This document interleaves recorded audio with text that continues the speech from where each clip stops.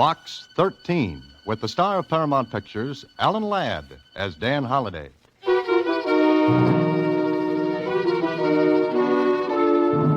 Box 13, care of Star Times.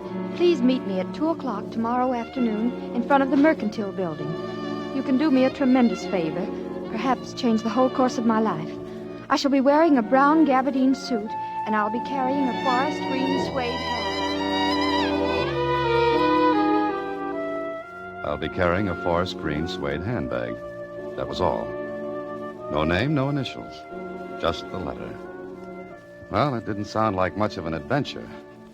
Brother, but how I could have used a crystal ball in good working order.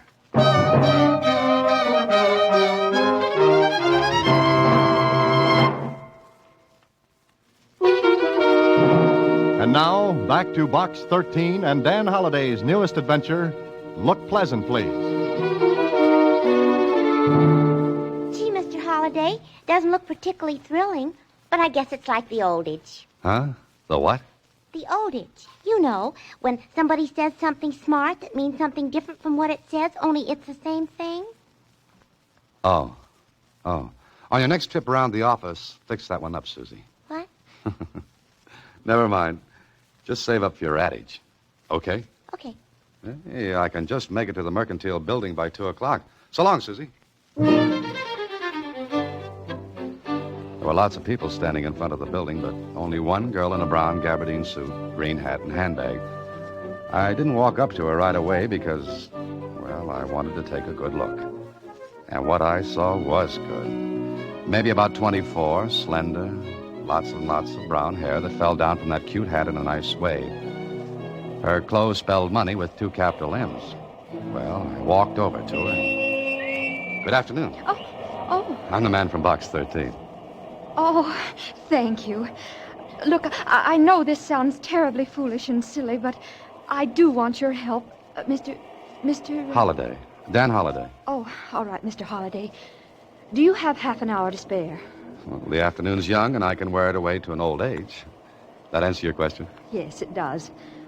Do you photograph well, Mr. Holliday? Huh? Well, my baby pictures always turned out pretty good. Of course, that was a little while ago, and Look, I want you to have your photograph taken with me. Oh, is that all? Yes, that's all. Of course, I'll pay you for your time and trouble. Oh, no. My time's my own, and what trouble I get into is usually my own fault. All right, Mr. Holliday. There's a photographer in this building. He's ready for us. Oh, by the way, what's your name? Jones. Mary Jones. Oh. You know, Miss Jones, a writer often spends hours thinking of the right name for the characters in his stories. But here you come along and without batting an eye, think up a very unusual one. Do you have to know my real name? Well, I'll live without it, but Will you do it, Mr. Holliday? All right, Miss Jones. Let's go look at the birdie. The photographer was ready, and it didn't take long for him to run off 3 shots. Miss Jones paid him, and the 2 of us went back downstairs. Out on the pavement, I turned to her, and I guess she read the look on my face. Please don't ask me why, Mr. Holliday. Goodbye, and thanks very much. Well, before I could move my feet, she was into a cab and gone. If this was it, I'd just chalked up the shortest adventure on record. Well, there's nothing to do but go home and mark it off to experience. Yeah, that's where it should have stopped. The next morning, I walked into my office as usual and... Hey, what is this, Susie? You could have told me. Told you what? I quit. You didn't trust me. Oh, Susie, will you stop? Oh, and the phone's been ringing all morning. Everybody wants to know about it. About what? Just answer the phone and find out. You... Careful, Susie, careful. Hello. Good morning, lover boy. Oh, Kling. Well, how's the police department? It's bright and early. It's not good to hear your voice. I called for information. Yeah, what kind? What about? Well, shall I wear my organdy hat and crepe de chine badge? What are you talking about? What is the matter with everyone? Well, nothing, Angel Face. All's well with the world. And about 15 million bucks. Everybody's crazy. Yeah, everybody but you. Oh, nice going, Holiday. Nice going. Am I invited, or don't you want cops? It might make the thing look bad, you know. In 2 seconds, Kling, I'm going to hang up on you. What goes? Don't you ever read the papers? Or don't you know what's going on in your life? Now, listen, Oh, go arrest somebody. Now, look, Susie, what's this all about? Look at the morning paper. All right, I'm looking at... Holy mackerel. She's awful pretty. Be quiet, Susie. Prominent heiress announces engagement to Dan Holliday. Dan Holliday, that's me. That's my picture with her. Sure it is. I've been framed. Oh, but you wouldn't frame a newspaper picture, would you? Shh. Marcia Jameson, beautiful heiress to Jameson Lumber Fortune announces engagement. You're just a demijohn. Don Juan. Oh, one of the two. But you could have told me. I could have told myself. Susie, if that phone rings anymore, don't answer it until I get this thing cleared up. One way or another. Goodbye. I got Marcia Jameson's address from the society editor at the Star Times, and a half hour later I was ushered into the big library at the Jameson home. Sitting behind the desk was a youngish-looking man. He rose to meet me as I walked into the room. Ah, Mr. Holliday. I'm very happy to know you. Yeah, I wish I could say the same. I beg your pardon? Where's Miss Jameson? I've asked her to come down. Good. I suppose I'd better introduce myself. I'm Roger Jameson, Marcia's uncle and guardian. Well, she needs one. I don't understand. Well, that makes two of us. Suppose we pool our facts and get one good, twisted story out of them. Mr. Holliday, you're acting very strangely. I must say that my niece's choice of a husband is, well, peculiar. All right, I'm peculiar. At parties, I'm a standout, but I'd like to... Dan, darling, how nice of you to come this morning. What did you expect? You, of course. You've met Uncle Roger. Yes, Marcia, we've met. Oh, I want you two to like each other. Oh, fine. I love everybody in the world, but Uncle Roger, could I speak to Dan alone, please? Certainly, Marcia. You'll stay for lunch, Mr. Holliday? No, thank you. Oh, yes, he will, Uncle Roger. Good. We'll have a long talk. Now, Miss Jameson, Why did you come here? maybe you haven't seen the morning paper. Mr. Holliday, Dan, help me. I did, and I've got engaged. Look, Miss Jameson, Marcia. I don't know you that well. We just became engaged this morning. Dan, it's imperative that you act as my fiancé until after the 16th of this month. What happens then? Oh, Dan, if you'll just do what I ask until the 16th. On that day, yes, come in. Lunch is ready any time. You are staying, Mr. Holliday. Yes, he'll stay, Uncle Roger.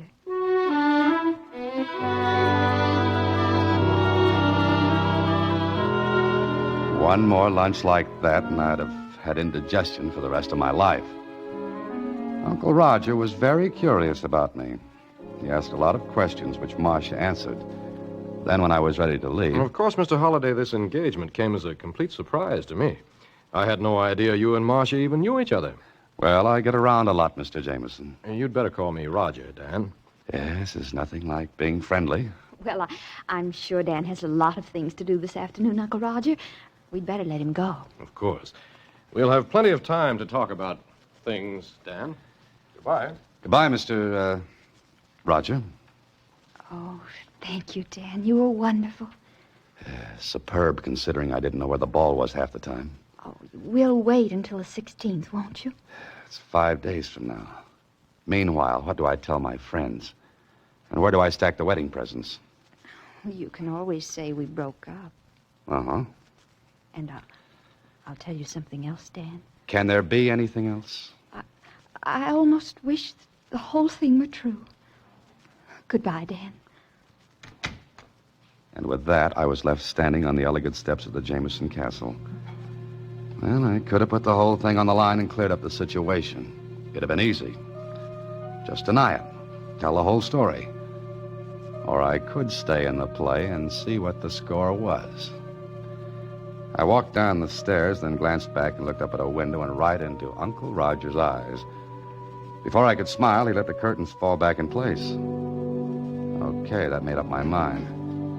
Curiosity killed a cat, they say. All right. Meow.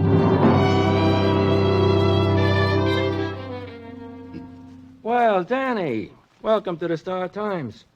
And what brings you into the morgue? Jonesy, I want to do some research. So you came to the right place. Oh, congratulations. Thanks. That's a lot of dough you're marrying. Yeah. Kind of sudden, wasn't it? Known her a long time? Jonesy, I feel as though it was just yesterday. Now, get me everything you've got on her. Huh? You're going to look up your own fiancée? Yep. What's the idea? Kind of silly, isn't it? Well, it's your business. I can put my fingers right on the stuff you... You got much? All here. Matter of fact, I was reading about her this morning. When I heard you were marrying her, I did some work. And? Well, on the 16th of this month, she comes into about 15 million. What? Yeah. But she has to be married by then. Oh. How come? Her father's will says so. If she doesn't marry by the 16th of this month, this year, her 15 million goes to, Roger Jameson, uncle. Oh-ho. You didn't know? I don't know a lot of things. What else have you got, Jonesy? She had kind of bad luck before. Yes, what kind? Engaged twice before, and both her fiancés had accidents. Bad? Yeah. Dead? Well, if they weren't, they had an awful dirty trick played on them. What? They were buried.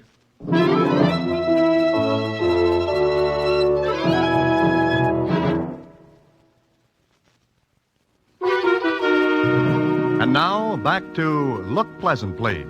Another Box 13 adventure with Alan Ladd as Dan Holliday. Well, there I was, all wide-eyed and innocent, engaged to marry a girl whose last two fiancés had lots of bad luck. For myself, I wasn't anxious to inherit any of that. But I had to find out a little more. So I went back to the Jameson place. The butler recognized me and let me in without announcing me. I walked down the hall and heard voices in the library. Ordinarily, keyhole listening would have been out, but, well, I heard my name. The door was open, so... I tell you, Dan, we'll go through with it. Oh, Dan, first name already, huh? Oh, don't be silly, Charles. I've got to convince everyone he is my fiancé. Well, what if he backs out before the 16th? He won't. What makes you so sure? I know. Oh? Oh, don't be stupid, Charles. I'm not stupid. I'm just careful. Darling, you know better. Well, all right, Marcia. Now, you'd really better go, Charles. After all, you know... As they say in Alice in Wonderland, curiouser and curiouser. I was wondering about it when Charles came toward the door. I backed away and ducked into another room. Well, where is Dan now? I don't know, Charles, but you'd better get back to the office or Uncle Roger will miss you. All right, darling. Bye. I'll tell you when and where we can meet again, sweetheart. Uh-huh. You know, I'm fussy about these things. Who the devil is... The name's Holiday, Charlie. I'm engaged to Marcia. How did you get in? The front door. It works. You ought to be ashamed of yourself, Charles, kissing another man's betrothed. Well, now, look, Dan, I... Oh, you go on, Charles. Dan, I want to explain something. They could stand it. Now, look, Holiday, Go on, Charles. Oh, very well. I'll see you. Will you come into the library, Dan? But I've got a book. Oh, please, I owe you an explanation. Okay. All right, go ahead. Well, Charles is... Charles is the man you love. That the line you're hunting for? Yes. All right, that's the first I'll leave out of the bottle. The rest should be easy. But it isn't. You see, Dan, your life's in danger. Yes, I gathered that from the things I read a while ago. You read? Yes, the newspaper files. Oh. Dan, if you want to, you can back out. Uh-huh, I know. But maybe I'm more than a little curious. But you know about my two fiancés. Extinct. Uncle Roger killed them, or had them killed. And Uncle Roger knows nothing about Charles? No. The aforementioned uncle thinks I'm fiancé number 3 in order of appearance. Uncle tries to put a block on me while Charles goes for a touchdown, right? Oh, you make it sound so brutal, heartless. Got any other words for it? You and Charles live happily ever after. I don't. All right, you can do as you please. I was going to... to ask you to go through with it. But I can't. So before I left, I promised Marcia I'd stick it out another day. Okay, I'm a sucker. But if Uncle Roger was going to toss a curve, I'd at least be waiting for it. But before I went any further, I called on Lieutenant Kling, told him what was up. He was very sympathetic. Oh, what a story. Ha, ha, ha, ha. Strikes you funny, huh? Yeah. All I want to know is, was there anything that might have tied the uncle in with the deaths of Marcia's fiancés? No. You're sure? Sure I am. When I read about your engagement, I remembered her name. And? Those deaths were accidents. And the uncle? Clean. Look, Kling, maybe he's smart. Yeah, could be. There are lots of smart people in the world. Oh, but I'm not one of them. Is that it? Look, Holiday, I warned you that someday your Box 13 routine would land you in a slippery spot. Okay, it's up to you to keep your footing. Kling, just suppose I lead with my chin, and Uncle Roger takes a poke at it. Would that open up the other two cases? Sure. All right, maybe I'll do it. Holiday. What? Look, take it easy.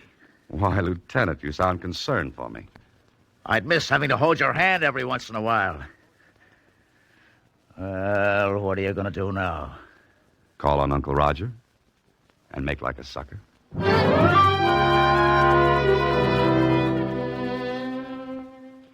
Well, Dan, sit down, won't you? Thanks, Roger. You know, it's going to be quite a treat seeing Marcia married. Yes, after two unhappy beginnings before. Oh, you know about those? Marcia told you, I suppose. In a way, yes. Mm-hmm. You wanted to see me about something, Dan? Oh, just a social call. If you're busy, I can... Oh, no, not at all. I was about to leave anyway. You know, Roger, it's very strange. Strange? What is? You haven't asked me anything about myself. I don't have to, Dan. Meaning? I've been very busy since this morning. You see, I have quite a bit of influence. Connection, so to speak. And they told you what? Who you are, where you live, what you do for a living. Dan, how much do you love Marcia? I'm going to marry her. You have quite a good income, so it's not the money you're after. Obviously. Dan, I'd give anything in the world to see Marcia happy. We practically grew up together. There's only 10 years difference in our ages. You see, my brother was 20 when I was born. Oh, I see. Marcia is my only living relative. Oh. Then I understand your concern for her. I'm glad you do. I want to show you something. Miss Claridge, bring in the Jameson estate papers, will you? Thank you. What's that for? Dan, you write mysteries, among other things. Consequently, I think you have a suspicious mind. What do you mean by that? Well, I'm Marcia's uncle, trustee of her fortune until she gets married, which must be by the 16th of this month. Now, surely in one of your stories you must have written about a guardian who misappropriates funds, embezzles. No, I never have. Well, it doesn't really matter. You see, The estate papers, Mr. Jameson. I thought I asked Miss Claridge to bring them in. Oh, well, she was busy, and I was on my way past anyway. All right, Charles. Thank you. Oh, Charles, this is Dan Holliday, Marcia's fiancé. Dan, this is Charles Crane. How are you? Fine. Congratulations. Thanks. Is that all, Mr. Jameson? Yes, that's all. Thank you. All right. Here are the papers. I think you'll find every penny accounted for. Everything in order, Dan? It looks like it. We're going to get along, Dan. Get along beautifully. I wonder for how long. If Uncle Roger was planning on making me number 3 on his hit parade, he was playing it smart. Oh, he was smooth. Mm-hmm. So smooth that I stayed at a hotel that night. If Uncle Roger knew where I lived, I might have visitors. And, of course, I didn't sleep much. It was a lot of thinking to do. And it added up to something funny. The next day was Saturday, and it came in handy because Uncle Roger's office was closed. And I wanted to see something there. I called on Marcia and told her. Maybe she was a little surprised. Why do you want to go through the files, Dan? I've got a hunch, Marcia. Maybe Uncle Roger didn't show me the right papers. For the estate? Yeah, that's it. Have you got a key to the office? I can get one, and one to the files. Get them for me, will you? Say, where's Uncle Roger today? Oh, on the yacht, anchored outside the harbor. You're to go there tomorrow night. Why? He's arranged an engagement party. Dan, if you don't want to go, if you want to back out now... Nothing doing. I'm beginning to like this. All right, Marcia, give me the keys.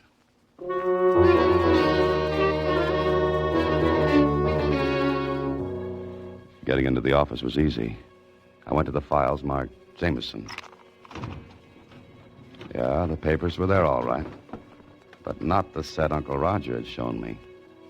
These were different. What little I knew about finance showed me some fancy juggling had been going on. I was checking them carefully when a neat round hole appeared in the file case alongside my head. I ducked behind the cases and peeked around just in time to see the outer door to the office close. Somebody with a silenced gun played clay pigeon with me. So Uncle Roger was on the yacht, was he?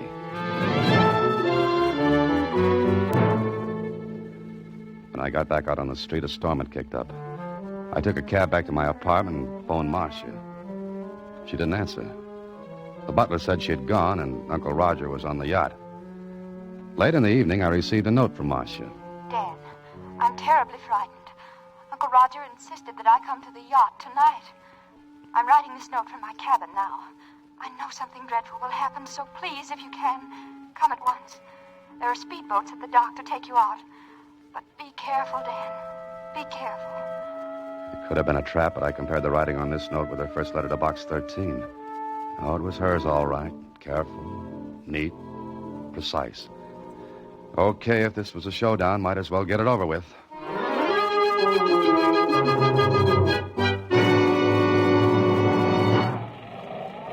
When I got there, the yacht was pitching and rolling like a bad bronc with a burr under his saddle.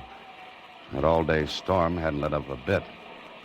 Then I was on board, but nobody was in sight. There was one cabin with a light inside. I went to it, opened the door. Holiday? What are you doing here? Visiting? I don't understand. Didn't Marcia tell you the party was tomorrow night? I like to be early for appointments. Where is Marcia? What's the matter with you? She's not here. Oh, yes, she is. Have you gone crazy? Not yet. Sit down, Uncle Roger. Oh, all right. You know, Uncle Roger, I don't like being shot at. I don't know what you're talking about. Where is Marcia? Cut it out. Yes? What were you going to say? Well, what's the matter? Have you got a gun? Gun? Yes, but... Get it. Are you... Get it fast. It's not here. It's always in this desk drawer. Is this what you're looking for, Uncle Roger? Charles, what are you doing here? And you might ask him what he's doing with your gun. It is yours, isn't it? Well, it looks like it. You don't think I'd kill you with my own gun, do you, Holiday? Very neat, Charlie, very neat. But the crew... Just 2 crewmen aboard. The rest won't be here until tomorrow. And that storm is convenient. Lots of noise. Something funny, Holiday? Yeah. Yeah, you are. You think you're going to get by with this, don't you? Is there anything to stop me? What is this all about? If this is a prank... Oh, no, Roger, not a joke. Definitely not. Charles and Marcia had it all planned very neatly. The accidents to her other fiancés gave these 2 beauties the idea. Charles fakes another set of papers to look as though you were embezzling, and... What? Yeah.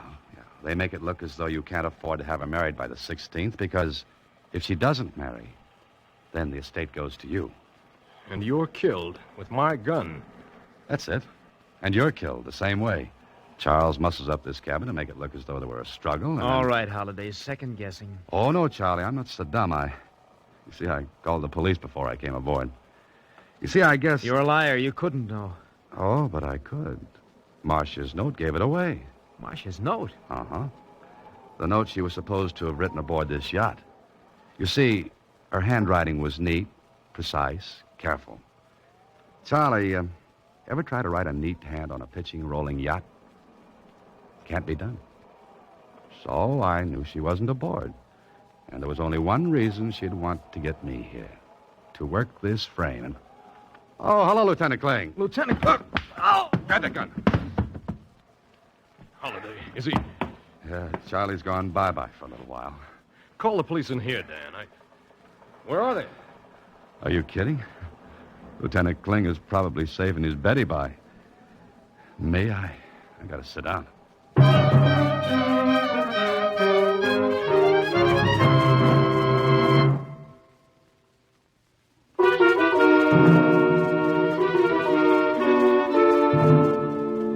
You see, Susie, they weren't satisfied with $15 million. They wanted Uncle Roger's money, too. Which they would have had if that frame had worked. Uh-huh. Hey, what are you doing? What do you got there? A new camera. It's got a wonderful gadget on it that lets me get in the picture. All I do is press this button and... Oh, here, I'll show you. We'll both stand the light, see, like this. And then... Oh, no. Not again. Good night, Susie. Next week, same time, Alan Ladd stars as Dan Holliday in Box 13.